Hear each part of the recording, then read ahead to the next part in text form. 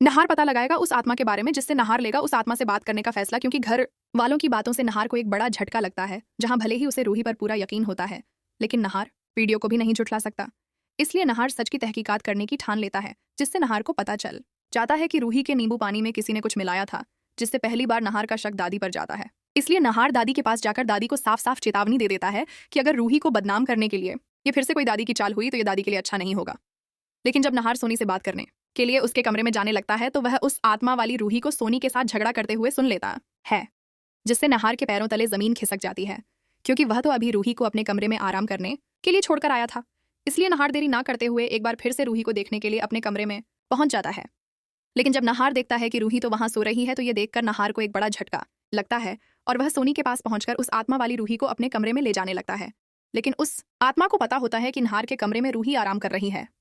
इसलिए वह आत्मा काम का बहाना बनाकर किचन की तरफ चली जाती है। इसलिए जब उसके पीछे पीछे नहार भी किचन में पहुंचता है तो वहां से वह आत्मा गायब होती है, जिससे नहार को यह बात तो अच्छे से समझ आ जाती है कि कोई रूही को बदनाम करने की साजिश रच रहा है और इस बार यह करतूत दादी की नहीं है। इसीलिए नहार रूही के पास जाकर उसे बताता है कि उसे पता चल गया है कि रूही के साथ यह सब कोई जानबूझकर कर रहा है। और फिर रूही के पूछने पर नहार रूही को बताता है कि फिलहाल नहार को यह सब नहीं पता कि इसके पीछे किसका हाथ है और वह यह सब क्यों कर रहा है, मगर नहार को इतना पता चल चुका है कि वह औरत गुलाब का परफ्यूम लगाती है और घर वालों के सामने तभी आती है जब रूही कहीं आसपास नहीं होती,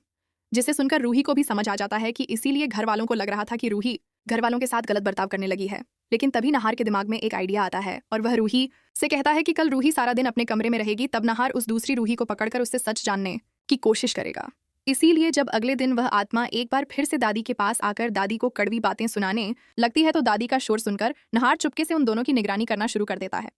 इसलिए जब वह आत्मा जाने लगती है तो उसका पीछा करने पर नहार उस आत्मा को स्टोर रूम के बाहर एकदम से गायब होते हुए देख लेता है, जिससे नहार को अपनी आंखों पर यकीन नहीं होता कि यह सब क्या हुआ। इसलिए जब नहार इस सब के बारे में सोच रहा होता है तभी नहार की नजर उस पेंटिंग पर पड़ती है जहां से गुलाब की खुशबू आ रही होती है, जिससे नहार को समझ आ जाता है कि हो ना हो ये पेंटिंग उसी आत्मा की है, क्योंकि ठीक इसी तरह का गुलाब का फूल उसने उस आत्मा के बालों में भी देखा था जब घर वालों ने नहार को उस आत्मा वाली रूही की वीडियो दिखाई थी। जिसके बाद नहार रूही को बताता है कि एक आत्मा है जो रूही के खिलाफ ये सब कर रही है और उस आत्मा का संबंध रूही की बनाई पेंटिंग से है, जिसे सुनकर रूही को एक बड़ा झटका लगता है कि आखिर उस पेंटिंग से उस आत्मा का क्या रिश्ता हो सकता है। जिसके बाद नहार रूही को याद करने को कहता है कि आखिर उस दिन उसने वह पेंटिंग क्यों और कैसे बनाई थी,